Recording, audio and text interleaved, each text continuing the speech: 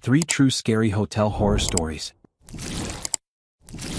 Story 1. I get a message on a dating site from a girl. It's not my type, but I checked the message.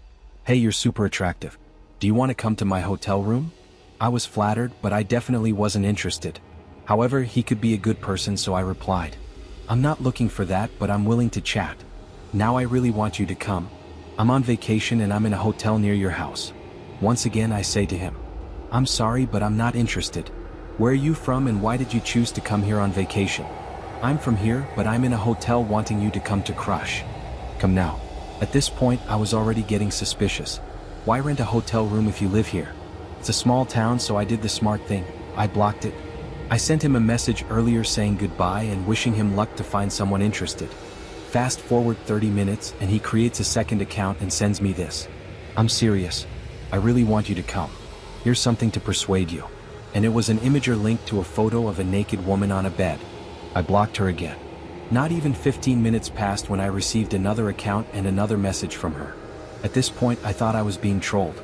My friends could have easily done this. I wanted to call him the bluff, so I created a new Kik account, gave him my information and told him to turn on the video. I was going to catch my friends. Well, it was her. He quickly started doing things to try to persuade me. I eliminated the Kik and walked away. I also deleted my dating account. I was completely scared. About 2 months later, I reactivated my account one night of solitude. A day later, I received a message from her saying that she had seen me riding my bike downtown a few weeks ago. He described what he was wearing. I had enough. I told him he could take this to the police for harassment. I didn't really know if I had a good case, but I wanted to scare her. Worked. I haven't heard anything since. I've never been more grateful to think with my brain instead of my other head. Story 2. My girlfriend and I booked a motel for 2 nights.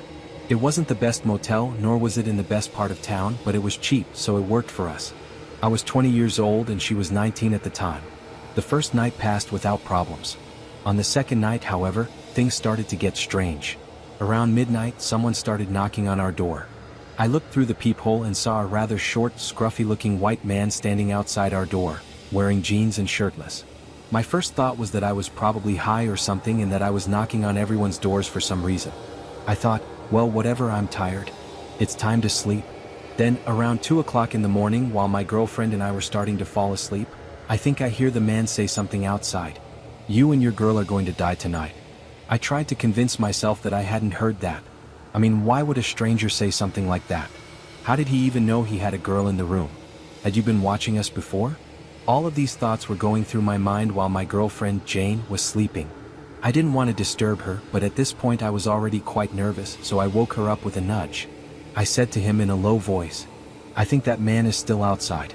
Jane, half asleep, thought he was being paranoid. But then he started banging on the door again. Alarmed, we got up and looked through the peephole. This time he was standing in front of our door, but looking in the opposite direction with his hands behind his back, almost as if he were in a military position. I started calling the police from the motel phone. Jane thought I was exaggerating, but I was too scared not to call. I told the police about the man, and they said they would send someone. I also called the front desk and informed them, but they said they couldn't do anything and I should call the police. 10 minutes or so later, a pretty decent response time, a police car drove through the parking lot, and then he left. They must not have seen the man. That's great. Now this guy started saying more crazy things outside, something like, man, you called the police. You're just a baby. I'm going to beat you to death. It stopped shortly after and we heard nothing else for about 10 or 15 minutes. But again I hear him outside say, you and your girl are going to die tonight. Jane heard it this time too and immediately became terrified as I was. Up until that point, he had implied that he was being paranoid or imagining things. She insisted that we call the police again, and this time I let her talk to them. She was much more upset on the phone and conveyed the necessary level of urgency that I had not been able to express. Another time a police patrol arrived at the parking lot. I saw that they were about to leave again. Frustrated, I went out to the patrol car. I felt safe enough to get out because the cops were right there. I asked them why they were leaving and they said they had talked to the man, but he wasn't doing anything obviously criminal, so they couldn't do anything about it. The officer said the man was playing with the air conditioner in our room. I explained to the officer the comments we had heard from this man about killing us, but again they told me they couldn't do anything. Oh God. So the cops left again, leaving my girlfriend and me alone in that motel with this crazy guy for the second time. Now he was angrier. He must have seen me talking to the cops again because he started banging on our door again, calling me a baby and saying he was going to kill me. I called the police a third time. About 15 minutes later, I heard the sound of handcuffs outside our room. I have never felt so relieved. I don't know what happened or why they finally decided to arrest him, but I'm so thankful they did. I could hear him say, "What did I do? I didn't do anything," while they were handcuffing him. As soon as the police left, my girlfriend and I left the motel. Luckily, my friend was awake at 4 in the morning when I called him and we stayed at his house that night. As we were leaving the motel parking lot, I saw the man in the back of the police car. He looked at me with the most empty, soulless eyes I had ever seen. Story 3. I was 14 when this happened and I am 22 now, but I still remember it in full detail and it scares me to think about what might have happened if things had been different. School was over by the summer and I convinced my mom to send me to Russia for a couple of months to visit my grandparents. We had moved to North America when I was little and hadn't been back much since. Also, I thought it would be fun to take my first trip abroad alone. She accepted and I left on my first solo transatlantic trip. My grandparents are wonderful people and have always spoiled both my mom and me. They were delighted that their only granddaughter wanted to visit them, so they planned a vacation with my involvement. A month after my arrival, we would travel to a popular resort town in Turkey. We were going to stay at a 5-star resort in Ankara for 2 weeks. I thought it was spectacular to travel to not one but 2 countries in a single summer, and also to an exotic and elegant place like Turkey. I was dying to go. However, to be completely honest, when I arrived in Russia, it wasn't exactly what I expected. My grandparents are very protective people and they wouldn't let me do much or go anywhere alone, so I got bored pretty quickly. I spent most of my days playing with my PSP in my room. I was also used to being active and wanted to do things like go for a run, something I did every day at home. I gave them a lot of trouble with this because they wouldn't let me go out alone, and naturally they couldn't keep up with me. After about a month, it was time to go to Turkey, and I was super excited to finally have some freedom and a change of scenery. She had been locked up at home for too long. The resort they had chosen was quite large, but it was very well secured and isolated from the rest of the city. There was also a large garden on the property, which was great for jogging. This time I had my own room, separate from my grandparents, so I took the opportunity to explore the place on my own. Most of the time I would go for a run in the mornings when it was cooler with my big old iPod, so I wouldn't hear anything about what was going on around me. But I thought it was pretty safe as it was a nice hotel with lots of tourists. That's when I began to notice him, a seemingly harmless gardener in his 40s or 50s, in a green uniform. I remember that it looked like a raisin wrinkled for so many years in the sun. He would always say hello or say something in foul-spoken English when he passed him while mowing the lawn or trimming the bushes. I would wave back, smile or nod, but I didn't pay much attention to him. About 10 days passed and I was having a great time. It was fun to swim in the pool and in the sea, the food was great and my grandparents had relaxed a bit, allowing me to do more things on my own.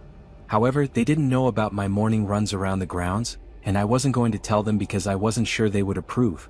One morning about 7 o'clock as I was running, I saw the gardener again. This time it was clear that he was trying to get my attention. He waved at me and shouted something.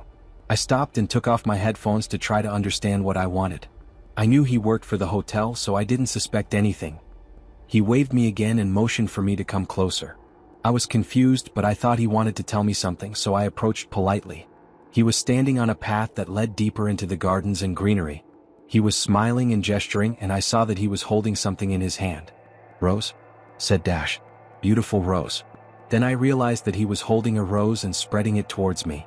At the time I felt confused and a little uncomfortable about what I might be thinking, but I stayed where I was.